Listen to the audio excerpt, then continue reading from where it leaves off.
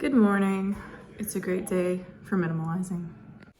All right, I'm just making espresso. It's my last coffee of the day. I try to have like a cup of coffee or two and then an espresso before it's too late in the afternoon. I try to keep it before 1 p.m. It's about 1 p.m. I'm trying to caffeinate so that I can get into my bedroom and get started before my baby wakes up from her nap. So I just spent a bunch of time cleaning out our downstairs garage with Alex a little bit. The other thing that you're going to need is protein in your system, because if your energy crashes while you're doing this, which it very well might, because it might just make you crazy to get started, then you will feel very bad and you will not feel like it's fun or rewarding and you will just want to give up. That's my experience. So I'm having a snack, I'm loading up on some protein and having my coffee, and we're just going to start. We're just going to jump in, and I'm going to grab a box. I'm going to do the minimal mom method. Thank you, Dawn, for all of your service to mankind. I'm going to get a black plastic bag, like a trash bag, and a box, and we're just going to tackle it. And I'm going to start in the kitchen because I know there are a couple things in here that already are like an instant no or yes, like yes to getting rid of. And I'm going to go to the bedroom and get started in there. I think it goes without saying that if you are starting to minimalize after a long leave of absence or break, you're going to need caffeine if that's your energy of choice. Right now, I do try to keep it minimal with the caffeine. Minimalism. But yeah, I need it's so joyful to drink your coffee. So I'm going to bring in some joy to the situation. Honestly, I'm weirdly nervous because it's just been a long time and like I need to do this so badly. And I feel like the clock is going to be ticking and I'm almost like, should I just set a timer and just do 5 minutes? Like just throw a bunch of stuff in, because this is the situation I'm in. There's stuff all over the house that I know that we don't need that I would like to just throw in a box. And because our house is so crazy right now and my life is so crazy, and because we need to clean things and we have bathroom projects going on, like renovation stuff, it has felt like too overwhelming to even grab a box from the garage to throw things into. And it's hard to even declutter things because I got to take them to the store, and then it's like, I got to take them in the donation box. This just popped up. I don't remember where it came from. I bought it. I really wanted this. These are appetithers. I might give this to a friend because I love these. They are the best teethers for babies. They're just so fun and they're really cute. And my kids have all loved them. But this one I bought new just for our fourth. And she's just passed it and she never used them that much anyway. And she's so people dependent that really the only thing I can get her to use of this variety is my teething necklaces, because she'll just hang on to me and chew on them and then they don't fall on the floor. So I'm kind of just over it. Honestly, I keep picking this up off the floor. I am kind of instigating a rule that I kind of did last time, where like if my children just leave things on the floor, including the babies, all the time, like if I've picked them off of the floor many, many times in a week or just in a lifetime or whatever, we're going to opt out of that lifestyle. I'm tired of bending over and picking stuff up. I'm just tired of it. I don't want to do it. I just don't want to do it. So this is a no. So I'm actually going to put this in a bag for maybe to go to my church to see if anyone I know wants it, because I do love it and I think it's great, but we're over it. So I got on my kitchen counter 2 dog collars. So for those of you who don't know, probably none of you strictly on YouTube, we got 2 puppies this year. Super fun. They are German Shepherd Great Pyrenees mixes. And these collars are tiny on them. They fit them for like 2 months. And so we're going to donate these to the SPCA probably, or maybe we'll just donate them to a thrift store and see if anybody needs them. But yeah, so that's an instant no. So that's going in the pile. This probably goes without saying. This is not a pro tip. I'm not going to claim pro tips because, once again, really slobby novice. But I cannot allow myself to clean as I go. I just can't. I can't even put stuff away because it takes too much time. I get really, really off topic my brain does not focus, so I cannot allow myself to be a gopher in minimalizing situations. I have to just I have to focus, and I am not putting anything away. I'm not putting things where they go. I am simply identifying in this moment, just quick sweep, the things that I know do not belong in our house anymore based off of current just life scenarios and like things that I know we don't need them. So I'm just, my tips for y'all, there's my dirty dishes. I'm not doing them. I won't do them. That's later me problems.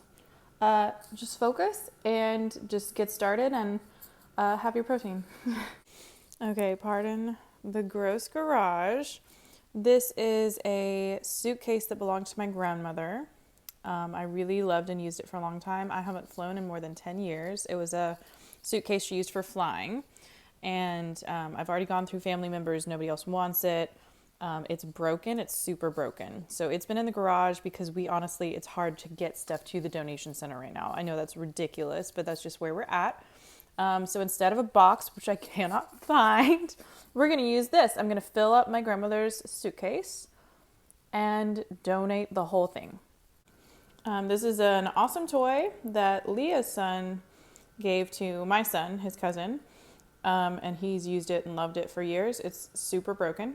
We replaced the batteries and it's cracked. It's been cracked for a while, really broken. So we will probably get him a nicer, newer one for Christmas or something, but this is an easy no.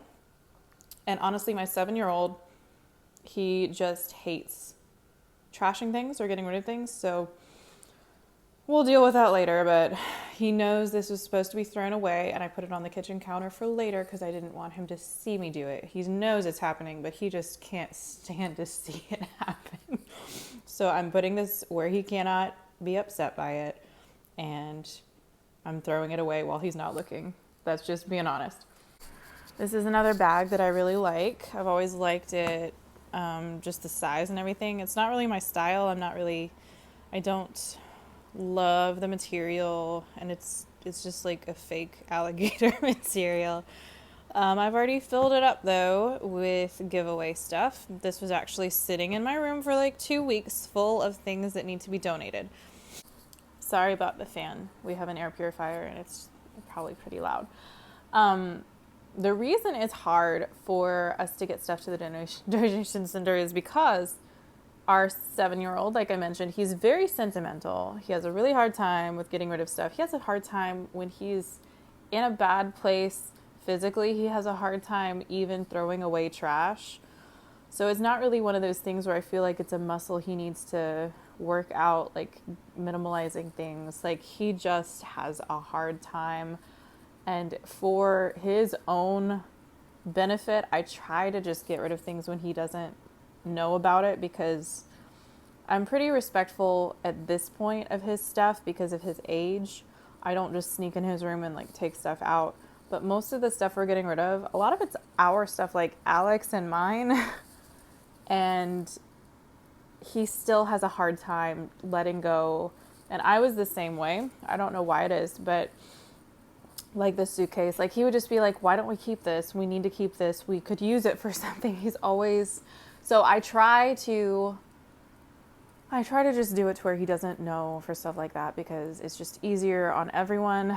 But he sits in the back seat of our van right next to where I keep all of the giveaway stuff. So I have to find times when I could be alone driving somewhere, which doesn't happen really, to donate stuff. So I often have just stuff sitting around my house ready to go, but it just doesn't get put in the car and out of the house. And if it does get put in the car, he'll find it, and it's really bad. So I really do have stuff just laying around the house ready to be donated, and that's terrible because you just want it out of your house. And I know that once I get some of this stuff out of my house, it's going to help me get some momentum.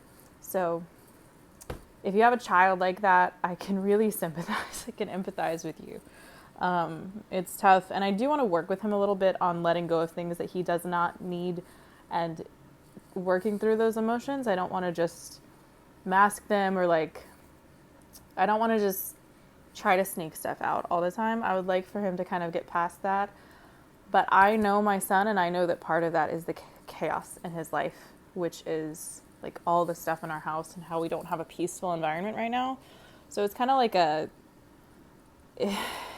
quandary, because if I get the house minimalized and cleaned up, then his brain will clear a lot and he will have clarity to be able to let go of things better, which is the way I am too, actually. So I'm just going to do what I can and be responsible for my own things and take responsibility of the family in general.